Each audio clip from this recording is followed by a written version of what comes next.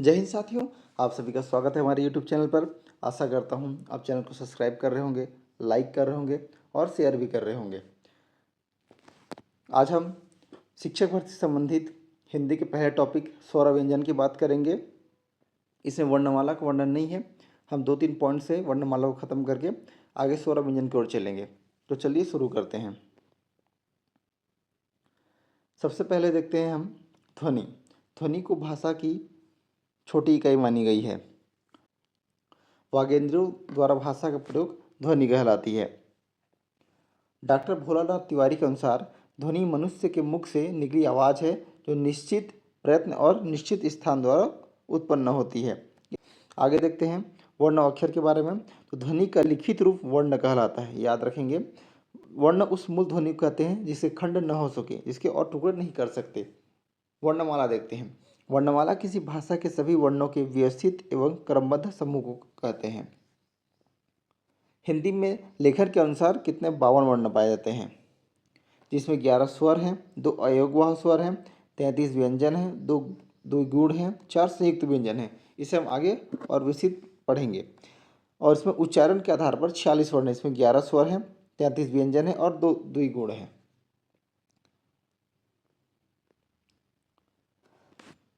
आगे देखते हैं व्यंजन। व्यंजन वे वर्ण या ध्वनियाँ हैं जिनका उच्चारण करते समय हवा के विभिन्न अंगों से टकराकर बाहर आती है। इन्हें बोलने के लिए स्वर की आवश्यकता पड़ती है। ये स्वतंत्र नहीं होते। सभी व्यंजनों में स्वर रहता है। बिना स्वर के व्यंजन को पूरा उच्चारण संभव नहीं है। जैसे क है, क भी आधा होगा, उसके बाद अ होगा, फिर वो पूरा मिलकर क बनते हैं।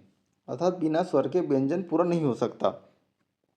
व्यंजन को वर्गीकरण क्या क्या है, अलग अलग मुख के उच्चारण के स्थान के आधार पर। पहले देखते हैं उच्चारण की दृष्टि देखें तो पहले कंठ, तालव्य, मूर्धन्य, दंत और ओष्ठ। ये ओष्ठ है। इन व्यंजनों को स्पर्श व्यंजन कहते हैं, जो 25 होते हैं। इन्हें 5 वर्गों में बांटा गया है। क वर्ग, च वर्ग, ट वर्ग, त वर्ग और प वर्ग। इसे 5-5 वर्ण हैं। सभी में 5-5 वर्ण को बांटा गया है। अब इनके उच्चारण स्थान देख लेते हैं।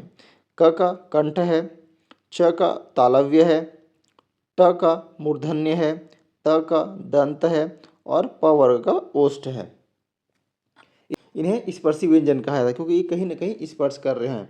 इसके बाद देखते हैं अंतस्थ व्यंजन। ये हैं य, र, ल, व। उसमें यह संघर्षी व्यंजन स, श, स और ह। संयुक्त व्यंजन या संयुक्त अक्षर भी कहते हैं। यह है क्ष, त्र, ज्ञ, स्र।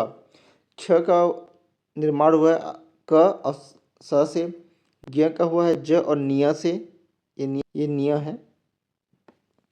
त्र का हुआ है त और र से, श्र का हुआ है स और र से। उसके बाद है द्विगुण या उक्षिप्त व्यंजन। यह है, इन दोनों को द्विगुण या उक्षिप्त व्यंजन कहते हैं। इन्हें व्यंजन के वर्ग में शामिल नहीं किया गया है, लेकिन बाद में इन्हें जोड़ा गया है। आगे देखते हैं। अब देखते हैं साथियों, नाद के आधार पर इन्हें 2 वर्गों में बांटा गया है, अघोष वर्ण और सघोष वर्ण। जिन वर्णों के उच्चारण में गले में कंपन या गूंज नहीं होता उन्हें अघोष कहते हैं, और जिन वर्णों के उच्चारण में गले में कंपन होता है उसे सघोष वर्ण कहते हैं। इसे घोष भी कहा जाता है। जो पांच वर्ग हमने पढ़े हैं क, च, ट, त, प स्पर्शी व्यंजन के, उसके पहले और दूसरे वर्ण अघोष में आते हैं और तीसरे, चौथे और 5वें वर्ण सघोष में आते हैं। तीनों स अघोष होंगे, जबकि ह और अंतस्थ व्यंजन आपके सघोष होंगे और सभी स्वर सघोष होते हैं। आगे देखते हैं अल्प प्राण और महाप्राण। इसमें देखते हैं अल्प प्राण, जिसमें मुख से कम वायु बाहर निकलती है उच्चारण के समय, उसे अल्प प्राण कहते हैं। और जिसमें उच्चारण के समय मुंह से अधिक वायु बाहर निकलती है उसे महाप्राण कहते हैं। प्रत्येक वर्ग का पहला, तीसरा और 5वां वर्ण अल्प प्राण होता है, जबकि दूसरा और चौथा महाप्राण होता है। सभी अंतस्थ व्यंजन अल्प प्राण होते हैं और सभी उष्म व्यंजन महाप्राण होते हैं। सभी स्वर अल्प प्राण होते हैं, ये ध्यान रखेंगे। आगे चलते हैं। आगे देखते हैं स्वर। ये वर्ण या ध्वनियाँ हैं जिनका उच्चारण बिना किसी अन्य वर्ण की सहायता से स्वतंत्र रूप से होता है, उन्हें स्वर कहते हैं। जैसे व्यंजन में स्वर की सहायता लेनी पड़ती है, यहाँ स्वर में किसी की सहायता लेनी नहीं पड़ती। स्वर के भेद देख लेते हैं। स्वर के उच्चारण के आधार पर मुख्य 3 भेद होते हैं। पहला है ह्रस्व या मूल स्वर, जिसे लघु स्वर भी कहते हैं। ह्रस्व का मतलब होता है जन्मदाता, जिनसे उत्पन्न हुए हैं। इनके उच्चारण में सबसे कम समय लगता है। ये इनकी संख्या 4 है, अ ई उ री। दीर्घ स्वर, इनके उच्चारण में हर्ष स्वर से 2 गुना समय लगता है, इन्हें दीर्घ स्वर कहते हैं। आ, बड़ी ई, बड़ा उ, ए ओ और ओ। प्लुत, इनके उच्चारण में दीर्घ स्वर से भी अधिक समय लगता है, इन्हें प्लुत कहते हैं। इनका मुख्यतः प्रयोग संस्कृत में होता है या फिर नाटक के संवाद में किसी को पुकारने के लिए किया जाता है, जैसे ओम या राम, इस प्रकार से।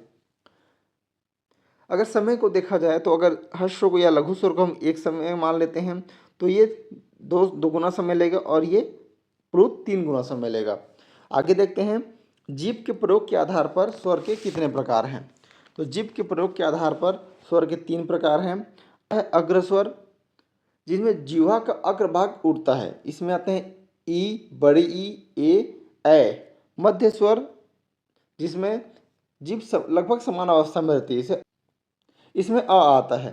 तीसरा है पश्च स्वर, जिसमें जीभ का पश्च भाग ऊपर उठता है, इसमें आ, उ, बड़ा उ, ओ और औ आते हैं। जिस प्रकार से व्यंजन को अलग अलग वर्गों में वर्गीकरण किया गया है, उसी प्रकार स्वर का भी वर्गीकरण किया गया है। पहला है कंठ स्वर। एक कंठ है, कंठ स्वर में आपके आते हैं अ और आ। तालव्य में आते हैं ई और बड़ी ई। मूर्धन्य में आता है री। ओष्ठ में आता है उ। कंठ तालव्य में आता है ए। ओ और ओ के उच्चारण में कंठ और उष्ठ दोनों का प्रयोग होता है, इसीलिए इसे कंठोष्ठ स्वर कहते हैं। आगे देखते हैं अब होंठ के आधार पर स्वर के भेद हैं। तो इसमें वृत्तमुखी या राउंडेड स्वर कहते हैं, जिसमें जिन स्वरों के उच्चारण में आपका होंठ गोल या वृत्ताकार हो जाता है, उन्हें वृत्तमुखी स्वर या राउंडेड स्वर कहते हैं। इसमें आते हैं उ, ओ, औ और औं की मात्रा। अवृत्तमुखी या अनराउंडेड स्वर, जिन स्वरों के उच्चारण में होंठ गोल नहीं होते बल्कि चपटे या सामान्य स्थिति में रहते हैं, इन्हें अवृत्तमुखी स्वर कहते हैं। उदाहरण के लिए अ, आ, ई, ए और री। आगे देखते हैं मुख के खुलने, इसे मुख विवर भी कहते हैं। उसके आधार पर हिंदी स्वरों को 4 भागों में बांटा गया है: विवृत, अर्धविवृत, संवृत्त और अर्धसंवृत्त। देखते हैं विवृत स्वर, जिन स्वरों के उच्चारण में मुख पूरा खुला रहता है उन्हें विवृत स्वर कहते हैं, इसमें आ आता है। अर्धविवृत स्वर, जिन स्वरों के उच्चारण में मुख आधा खुला रहता है, प्रकार समझ सकते हैं कि विवृत से कम खुला रहता है और अर्ध संवृत्त से अधिक खुला रहता है, उन्हें अर्ध विवृत स्वर कहते हैं। इसमें आते हैं अ, ए, औ। संवृत्त स्वर, जिन स्वरों के उच्चारण मुख लगभग बंद रहता है या बहुत कम खुला रहता है, उन्हें संवृत्त स्वर कहते हैं। इसमें ई, उ आते हैं। अर्ध संवृत्त स्वर, जिन स्वरों के उच्चारण में मुख द्वार आधा बंद या आधा खुला रहता है, उन्हें अर्ध संवृत्त स्वर कहते हैं। इसमें आते हैं ए, ओ। आगे देखते हैं पंचमाक्षर। सभी स्पर्श व्यंजनों के अंतिम वर्ण को या जो 5वां वर्ण है उसी को पंचमाक्षर कहते हैं। 5वें वर्ण होने के कारण ही इसे पंचमाक्षर कहा गया है। किसी स्वर रहित या आधे, जिसको हम आधा ही बोलेंगे क्योंकि जैसे क लिखा हुआ है, क के नीचे हलंत है तो ये आधा का होगा, तो इसी को कहा गया है जब किसी आधे या स्वर रहित पंचमाक्षर के बाद उसी वर्ग का कोई अन्य व्यंजन आता है। आधे पंचमाक्षर के स्थान पर शिरोरेखा के ऊपर अनुस्वार बिंदु का प्रयोग हो जाता है। शिरोरेखा का अर्थ है जो हम एक लाइन डालते हैं, इसे शिरोरेखा कहा जाता है। उसके ऊपर एक बिंदु डाला जाता है। ये सामान्य में हम अंक की मात्रा कहते हैं। तो आइए समझते हैं, जिस वर्ग का वो व्यंजन होगा उसी वर्ग का उसमें पंचमाक्षर लगेगा। जैसे उदाहरण से समझते हैं, जैसे गंगा लिखा हुआ है, गंगा में आप देखिए अंक की मात्रा है और ये गा है। ग जो है कवर्ग से आता है, तो कवर्ग का पंचमाक्षर जो होगा अंग यहाँ लगा हुआ है। उसके बाद देख लेते हैं चंचल, घंटा, पंत, कंप सभी, लेकिन जो अंक की मात्रा है, अनुस्वार जो लगा हुआ है, वो किसमें परिवर्तन होगा ये निर्भर करता है कि अंक की मात्रा के बाद कौन सा वर्ण आ रहा है और किस वर्ग का है। जैसे चंचल में हम देखते हैं, चंचल में ल आया है जो कि च वर्ग का है, तो वहाँ निय लगेगा। घंटा में ट आ रहा है जो ट वर्ग पंचमाक्षर अड़ा है, तो अड़ा यहाँ अड़ा आएगा। पंत में देखते हैं अंक की मात्रा के बाद त आया है जो त वर्ग से है, त वर्ग का पंचमाक्षर न है, तो यहाँ पर आधा न लगेगा। कंप में अंक की मात्रा के बाद प है जो प वर्ग से आता है, इसका पंचमाक्षर म है, तो ये कंप हो जाएगा। ऐसे उदाहरण आप देख सकते हैं, अम्बा, ब अंक की मात्रा के बाद ब है जो पंचमाक्षर म आता है, तो अम्बा हो गया। यहाँ बंद है, अंक की मात्रा के बाद द है जो त वर्ग से आता है, तो यहाँ आधा ना हो गया। दंड है, ड के अंक की मात्रा के बाद ड है जो ट वर्ग से आता है, तो इसमें आधा अड़ा हो गया। झंझट है, झंझट में अंक की मात्रा के बाद झ है, झ है तो च वर्ग से है, तो उसमें निय की मात्रा लगा हुआ है। शंख में आपका ख जो है क वर्ग आता है, तो ख वर्ग का पंचमाक्षर अंग है, तो यहाँ शंख इस प्रकार से लिखा जाएगा।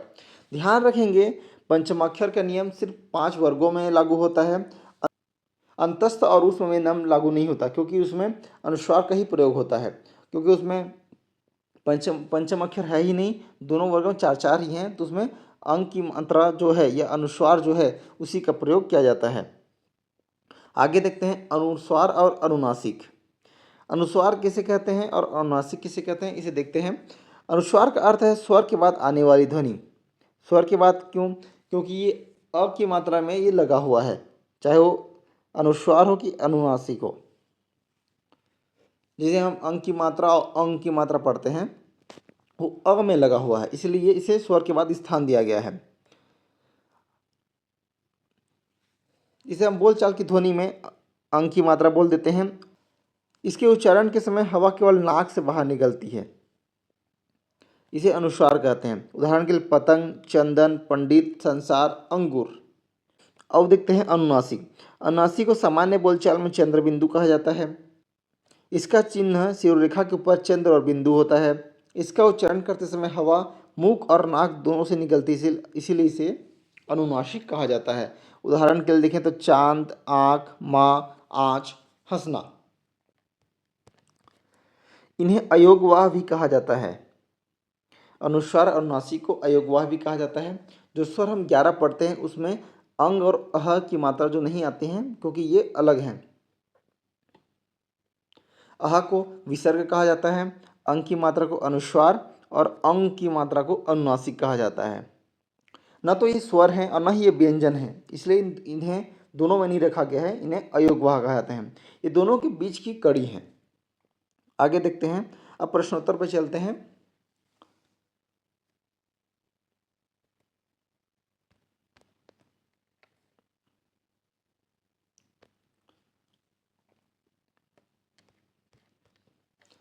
तो पहला प्रश्न देखते हैं, हिंदी वर्णमाला में मूलतः कुल कितने वर्ण माने जाते हैं? तो हिंदी वर्णमाला में मूलतः 52 वर्ण माने जाते हैं, जिनमें आपके 11 स्वर, 2 अयोगवाह व्यंजन 33 क से लेकर ह तक, संयुक्त व्यंजन 4 क्ष, त्र, ज्ञ, स्र और द्विगुण या विक्षिप्त व्यंजन, इसे हम ऊपर में देख चुके हैं। तो ये टोटल कितने होंगे? 52। 11 स्वर हैं, 2 अयोगवाह स्वर हैं, 33 व्यंजन हैं, 2 द्विगुण हैं और 4 संयुक्त व्यंजन हैं। प्रश्न क्रमांक 2, उच्चारण काल या मात्रा के आधार पर स्वरों के कितने भेद हैं? तो इसका उत्तर हमने देखा है ऊपर में। उच्चारण काल या मात्रा के आधार पर स्वर के हिंदी में 2 भेद माने जाते हैं, ह्रस्व और दीर्घ। संस्कृत में इसका वर्णन है प्लुत का, तो उस प्लुत को मिलाकर ये 3 भेद होते हैं।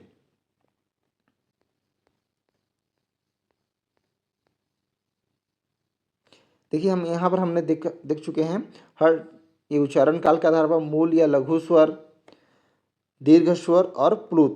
ये सामान्यतः प्लुत का जो उपयोग होता है वो संस्कृत में किया जाता है।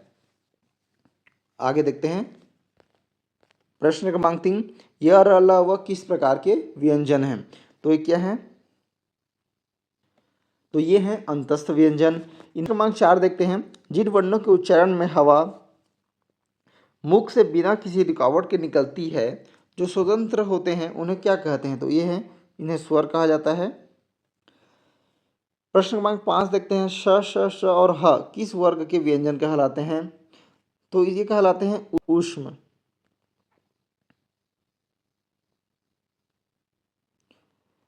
ये ऊष्म व्यंजन कहलाते हैं। प्रश्न क्रमांक 6 देखते हैं, भाषा की सबसे छोटी इकाई क्या है? शब्द, व्यंजन, स्वर या वर्ण? तो इसका सही उत्तर है वर्ण। वर्ण ही है भाषा की सबसे छोटी इकाई। प्रश्न क्रमांक 7 देखते हैं, वर्णमाला किसे कहते हैं? शब्दों के समूह को, वर्णों के संकलन को, शब्द गणना को या वर्णों के व्यवस्थित समूह को? तो इसका उत्तर होगा वर्णों के व्यवस्थित समूह को वर्णमाला कहते हैं। आगे देखते हैं प्रश्न क्रमांक 8, निम्न में से कंठ ध्वनि कौन सी है? क ख, य र, च ज, ट ड। तो कंठ ध्वनि हम जानते हैं, कंठ ध्वनि होती है क वर्ग, तो इसका सही उत्तर होगा क ख। प्रश्न क्रमांक 9 देखते हैं, स्थान के आधार पर बताइए कि मूर्धन्य व्यंजन कौन से हैं? मूर्धन्य व्यंजन कौन से हैं? ग घ, ज झ, ड ड, प फ। तो हम जानते हैं मूर्धन्य व्यंजन ट वर्ग को कहा जाता है, तो ट वर्ग में आते हैं आपके ड और ढ, इसलिए ये मूर्धन्य व्यंजन होंगे। प्रश्न क्रमांक 10 देखते हैं साथियों, निम्न में से अल्प प्राण वर्ण कौन से हैं? अ आ, क ग, थ ध, फ भ। इसमें ऑप्शन थोड़ा मिस्टेक हो गया है, क्योंकि अ आ भी अल्प प्राण है और क ग भी अल्प प्राण है। सभी स्वर अल्प प्राण में आते हैं और पहला, तीसरा, पांचवा वर्ण भी अल्प प्राण में आते हैं, जैसे हमने ऊपर में पढ़ा ही है। तो इसके दोनों ऑप्शन सही हैं। ऑप्शन बनाने में थोड़ी गलती हो गई है, इसको ध्यान रखेंगे। लेकिन यहाँ सीखने वाली बात यही है कि अ भी अल्प प्राण में आते हैं और क और ग भी वर्ण भी अल्प प्राण में आते हैं। आगे देखते हैं, भाषा की सबसे छोटी इकाई क्या है? आई थिंक प्रश्न रिपीट हो गया है। इसका उत्तर हम देखते हैं वर्ण है। हिंदी वर्णमाला में कुल कितने वर्ण हैं? तो ये भी हमने ऊपर में ही पढ़ा है, 50, 52, 54 या 48, हमने ऊपर में ही पढ़ा है। ये जोड़ा गया है 53वां नंबर का। एक वर्ण जोड़ा गया है 53 नंबर का, तो ये इस प्रकार का है। इसका उच्चारण ल के समान ही होता है। इसे केंद्रीय हिंदी समिति ने हाल ही में मान्यता दी है। इसका उच्चारण मुख्यतः मराठी में किया जाता है, लेकिन अब इसे हिंदी में मान्यता दे दी गई है। अंक 13 देखते हैं, हिंदी में मूलतः स्वरों की संख्या कितनी है? 10, 11, 13 या 12? तो जानते हैं ये 11 है, अ से लेकर औ तक। प्रश्न क्रमांक 14 है, व्यंजन वर्णों की कुल संख्या कितनी मानी गई है? तो ये 30, 33, 35 या 36? तो इसका आंसर है 33। प्रश्न क्रमांक 15 देखते हैं साथियों, निम्न में से कंठ ध्वनियाँ कौन सी हैं? क ख, य र, च छ, ट ड। तो हम सभी जानते हैं कंठ में क वर्ग आते हैं, तो इसका उत्तर होगा क ख। आगे बढ़ते हैं,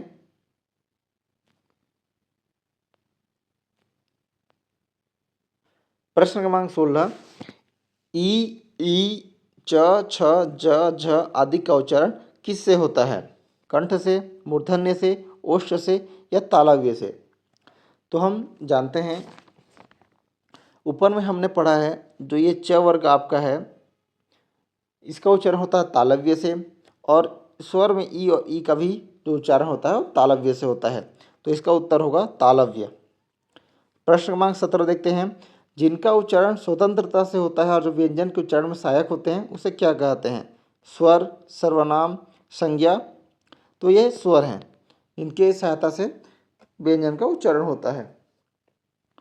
काकल्य, ये काकल्य है, कावल काकव्य हो गया है। और इस प्रश्न क्रमांक 17 का यहाँ ऑप्शन यहाँ पर आ गया है, इसे ध्यान नहीं देंगे। प्रश्न क्रमांक 18 पूछा है, काकल्य वर्ण कौन सा है? य, श, ह, य, अण। तो ह को कहा जाता है काकल्य वर्ण, या इसे स्वर यंत्रमुखी भी कहा जाता है। आगे देखते हैं प्रश्न क्रमांक 19, ए और ऐ वर्ण क्या कहलाते हैं? नासिक्य, मूर्धन्य, ओष्ठ या कंठ तालव्य। तो ए और ए का जो उच्चारण है ये कंठ और तालव्य दोनों से होता है, तो इसे कंठ तालव्य वर्ण कहते हैं। क्रमांक 20 देखते हैं, निम्नलिखित में से कौन सा वर्ण उच्चारण की दृष्टि से दंत नहीं है? ध्यान रखिए, नहीं ये पूछा है। त, न, द या ट। तो दंत में आते हैं त वर्ग, तो देखिए त भी होगा, द भी होगा, न भी होगा, लेकिन ट नहीं होगा, क्योंकि ट जो आता है वो मूर्धा में आता है। आगे देखते हैं प्रश्न क्रमांक 21 देखते हैं, इनमें से ओ का उच्चारण स्थल कौन सा है? दंत, मूर्धा, कंठ, ओष्ठ या इनमें से कोई नहीं। तो जो ओ का उच्चारण है उनका उसका तो ओ का उच्चारण होता है आपके कंठ ओष्ठ दोनों से, तो इसे कंठोष्ठ वर्ण भी कहते हैं। आगे देखते हैं, इनमें से कौन सा स्वर ध्वनि के प्रकार हैं? इनमें से कौन? प्रश्न क्रमांक 22 देखते हैं, इनमें से कौन स्वर ध्वनि के प्रकार हैं? दीर्घ, प्लुत, ह्रस्व या इनमें से सभी? तो हम सभी जानते हैं स्वर ध्वनि में दीर्घ भी आता है, प्लुत भी आता है, ह्रस्व भी आता है, तो इसका सही उत्तर होगा इनमें से सभी। प्रश्न क्रमांक 23 देखते हैं, इनमें से कौन सा अर्ध स्वर कहलाता है? अर्ध स्वर अभी ऊपर में ही बताया था मैं। य, प, र, ल। तो यहाँ देखते हैं हम य और व को हम अर्ध स्वर लेते हैं, य और व को, इसलिए यहाँ पर व नहीं है, तो इसका आंसर यह है, तो यही आंसर होगा, यह आपका अर्ध स्वर होगा। ध्यान रखेंगे र और ल इसमें नहीं आते, सम्मिलित नहीं होते। य और व को इसलिए माना जाता है, इसे हम जब संधि पढ़ेंगे तो और विस्तृत में बताऊंगा आपको। इसका जो निर्माण होता है आपका अ के साथ ई या बड़ी ई के संधि से होता है, और व का जो निर्माण होता है वो उ बड़े उ के साथ अ के संधि से होता है। तो इसे हम जब संधि पढ़ेंगे उसे विस्तृत बताऊंगा। क्रमांक 24 देखते हैं, महाप्राण ध्वनियाँ व्यंजन वर्ग में किससे संबंधित है? अर्थात किस वर्ग, व्यंजन वर्ग में किस वर्ग को महाप्राण कहते हैं? तो हमने ऊपर में ही पढ़ा, इसमें ऑप्शन देख लेते हैं पहले, पहला दूसरा, दूसरा तीसरा, दूसरा चौथा या पहला चौथा। तो हमने ऊपर में ही पढ़ा है कि दूसरे और चौथे वर्ण को हम महाप्राण कहते हैं। प्रश्न क्रमांक 25 देखते हैं, भाषा की सार्थक लघुत्तम इकाई। ध्यान रखिए पूछा है सार्थक, सार्थक लघुत्तम इकाई क्या है? शब्द, पद, रचना या वाक्य? तो इसका सही उत्तर होगा शब्द। भाषा की सार्थक लघुत्तम इकाई शब्द है। आगे देखते हैं प्रश्न क्रमांक 26, इनमें से कौन सा वर्ण स्पर्श व्यंजन नहीं है? क, च, ट, य। तो हमने ऊपर में ही पढ़ा है कि जो 25 आपके वर्ण हैं उन्हें स्पर्श व्यंजन माना गया है। उसमें आपके क, च, ट आते हैं किंतु य नहीं आता, तो इसका सही उत्तर होगा य। प्रश्न क्रमांक 27 देखते हैं। आगे देखते हैं प्रश्न क्रमांक 27 रिपीट हो गया, इसे स्किप करते हैं। प्रश्न क्रमांक 28, वर्ण शब्द का अर्थ नहीं होता। ध्यान रखें यहाँ पूछा अर्थ नहीं होता। रंग, अक्षर, आकाश, जाति। तो देखते हैं, वर्ण का अर्थ रंग भी होता है, अक्षर भी होता है और जाति भी होता है, इसका अर्थ आकाश नहीं होता। तो इस प्रश्न का सही उत्तर है आकाश। प्रश्न क्रमांक 29 देखते हैं, हिंदी शब्दकोश में अंग व अह किस वर्ण के साथ आता है? मैंने ऊपर में ही ऑप्शन देख लेते हैं, औ, अ, अह या आ। तो हमने ऊपर में ही पढ़ा था कि ये अ के साथ आते हैं, इसे इसलिए इन्हें स्वर के बाद भी रखा जाता है, ये भी हमने ऊपर में देखा है। तो इसका सही उत्तर होगा अ। प्रश्न क्रमांक 30, निम्नलिखित में से कौन वर्ण अंतस्थ नहीं है? यहाँ पूछा है अंतस्थ नहीं है। ऑप्शन देख लेते हैं, य, ह, र, व। तो जानते हैं य, र, ल, व ये अंतस्थ में आते हैं, इसमें ह नहीं आता, तो इसका सही उत्तर होगा ह। ह उसमें व्यंजन है। आगे देखते हैं छ ध्वनि का उच्चारण स्थान क्या है? दंत, ओष्ठ, तालव्य या इनमें से कोई नहीं। तो छ जो आता है, छ जो आता है वह च वर्ग में आता है और च वर्ग होता है तालव्य में, तो इसका सही उत्तर होगा तालव्य। निम्नलिखित में से कौन एक संयुक्त व्यंजन नहीं है? क्ष, श, त्र, ज्ञ। तो हम जानते हैं क्ष, त्र, ज्ञ है, स नहीं है, तो इसका सही उत्तर होगा स। तालव्य व्यंजन हैं च, छ, ज, झ, ट, ठ, ड, ढ, त, थ, द, ध, प, फ, ब, भ। च वर्ग तालव्य में आता है, अतः ये चारों तालव्य व्यंजन होंगे। आगे देखते हैं प्रश्न क्रमांक 34, य, र, ल, व। प्रश्न क्रमांक 34, य, र, ल, व किस वर्ग के व्यंजन हैं? तालव्य, ऊष्म, अंतस्थ या ओष्ठ। तो य, र, ल, व अंतस्थ व्यंजन है। आगे देखते हैं प्रश्न क्रमांक 35, अनुनासिक का संबंध होता है केवल नाक से, केवल मुंह से, नाक और मुंह दोनों से या इनमें से कोई नहीं। तो हमने ऊपर में ही पढ़ा है अनुनासिक का संबंध नाक और मुंह दोनों से होता है, इसलिए इसे अनुनासिक कहा जाता है। तो सही उत्तर आपका ऑप्शन सी होगा, नाक और मुंह से। अनुनासिक व्यंजन कौन कौन से हैं? प्रश्न के प्रथम अक्षर, वर्ग के तृतीय अक्षर, वर्ग के चतुर्थाक्षर या वर्ग के पंचमाक्षर। तो वर्ग के पंचमाक्षर को ही अनुनासिक कहा जाता है, तो इसका सही उत्तर होगा डी, वर्ग के पंचमाक्षर। आगे देखते हैं प्रश्न क्रमांक 37, हिंदी वर्णमाला में स्वरों की संख्या कितनी है? 8, 9, 11 या 14। तो इसके सही उत्तर होगा 11। ध्वनि का उदाहरण है और, ए, क या तालव्य।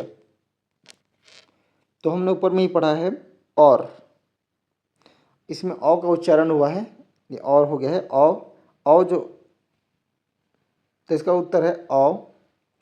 औ को कंठोष्ठ ध्वनि कहते हैं, तो इसका सही उत्तर होगा ए। आगे देखते हैं 39वां प्रश्न, भाषा निर्माण की इकाइयों का सही अनुक्रम क्या है? भाषा निर्माण की इकाइयों का सही अनुक्रम, पहले लेते हैं शब्द, ध्वनि, वाक्य, पद। ऑप्शन बी शब्द, वाक्य, ध्वनि, पद। ऑप्शन सी पद, वाक्य, ध्वनि, शब्द। या ऑप्शन डी ध्वनि, शब्द, पद, वाक्य। तो सबसे पहले आपका आता है ध्वनि। तो देख लीजिए एक ही ऑप्शन दिया है, हालांकि फिर बता दे रहा हूँ पूरा क्रम। पहले आता है आपका ध्वनि, फिर आता है शब्द, फिर आता है पद, फिर उसके बाद आता है वाक्य। तो इसका सही उत्तर होगा ऑप्शन डी, ध्वनि, शब्द, पद, वाक्य। प्रश्न क्रमांक 40, प्रयत्न के आधार पर ल किस प्रकार की ध्वनि है? पार्श्विक, उक्षिप्त, प्रकंपित या संघर्षहीन। तो इसका सही उत्तर होगा साथियों, ये एक पार्श्विक ध्वनि है। ध्वनि जो उच्चारण होता है उसमें जीभ का अगला भाग मसूड़िया तालु को छूता है और इसका जो वायु होता है वो जीभ के दोनों किनारों से बाहर निकलता है। इसमें अंतस्थ वर्ष व्यंजन आते हैं, तो ये जो है ल वर्ष व्यंजन में भी आता है, तो इसीलिए अवर्ष व्यंजन में न, र और ल तीनों आते हैं, तो इसीलिए ये पार्श्विक ध्वनि होगा। प्रश्न क्रमांक 41 देखते हैं, निम्न में से कौन सा सघोष अल्प प्राण है? मतलब वो सघोष भी है और अल्प प्राण भी है। क, च, ग, झ। हमने ऊपर में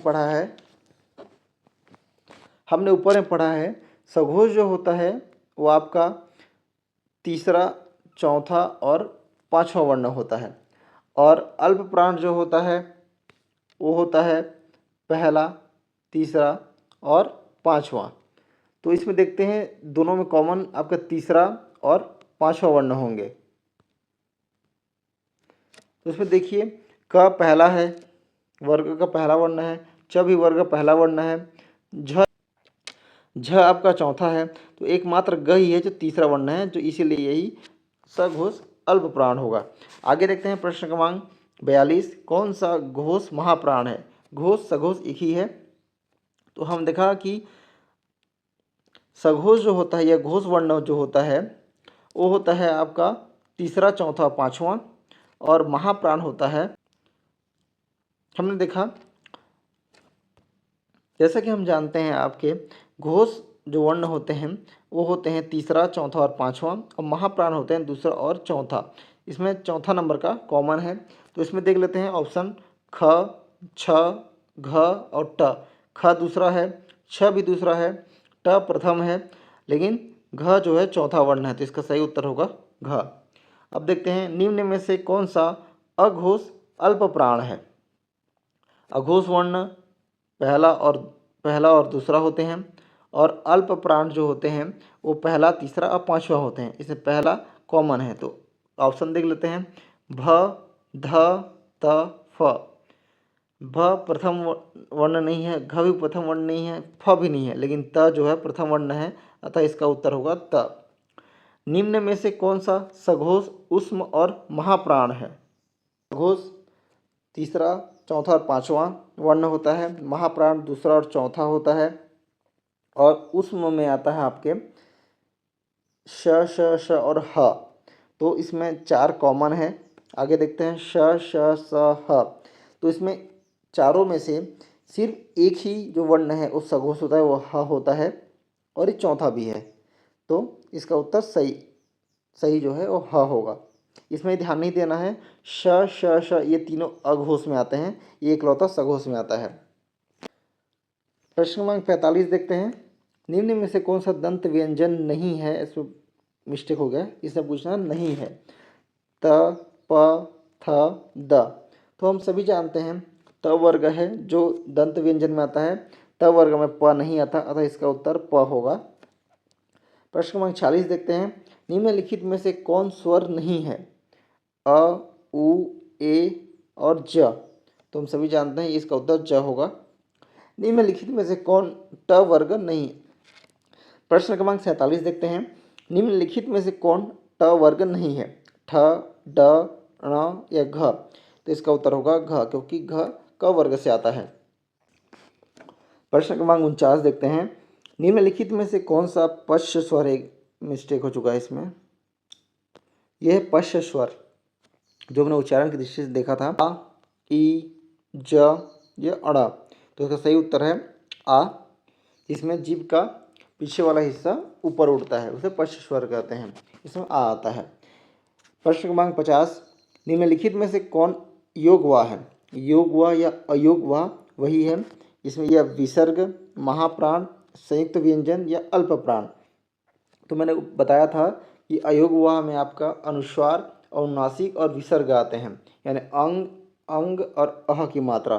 तो ये अह की जो मात्रा विसर्ग में आता है, तो इसका सही उत्तर होगा विसर्ग। तो ये स्वर व्यंजन से संबंधित कुछ थ्योरी और उसके एमसीक्यूज थे। आशा करता हूँ आपको अच्छा लगा होगा। अगर अच्छा लगा है तो चैनल को सब्सक्राइब कीजिए, लाइक कीजिए और शेयर कीजिए। तैयारी बहुत अच्छे से कीजिए, एक और दो प्रश्न आ ही जाएंगे। तो मैंने जितने भी आपको थ्योरी बताए हैं या जितने भी एमसीक्यू करवाए हैं वो महत्वपूर्ण से देख लेंगे।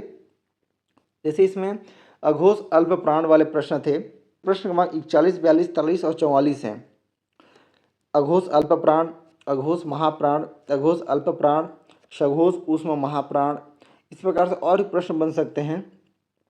कौन सा मतलब सघोष महाप्राण है, सघोष अल्प प्राण है, य, र, ल, व से पूछ सकते हैं कि सघोष अंतस्थ व्यंजन कौन से हैं। इस प्रकार से अलग अलग प्रश्न बन सकते हैं। इन्हें आप खुद से और प्रैक्टिस कर लीजिए। इससे बहुत सारे और प्रश्न ऐड हो सकते थे, या आप खुद से भी बना सकते हैं। तो कि कौन सा वर्ण आपका सघोष है, अल्प प्राण है, सघोष है, महाप्राण है, अघोष है, उसमें किस में आते हैं, अंतस्थ किस में आते हैं, या आपकी और भी कोई सलाह होगी इसमें। इस वीडियो के आपके ऊपर क्या व्यू है, इसे आप कमेंट में ज़रूर बताइए। और आगे आप किस प्रकार के वीडियो चाहते हैं ये भी बताइए। हम प्रयास कर रहे हैं अल्टरनेट डेज में अलग अलग विषयों के एमसीक्यूज आप तक पहुंचाएं। कमेंट में आया था कि हिंदी के थ्योरी के साथ एमसीक्यू लाया करके, इसीलिए हमने ये प्रयास किया है। अगर आपको अच्छा लगता है तो वीडियो को जरूर शेयर कीजिए, लाइक कीजिए, चैनल को सब्सक्राइब कीजिए, अपने साथियों तक भेजिए। शिक्षक भर्ती की में ये बहुत काम आएगा। आप सभी का बहुत बहुत धन्यवाद।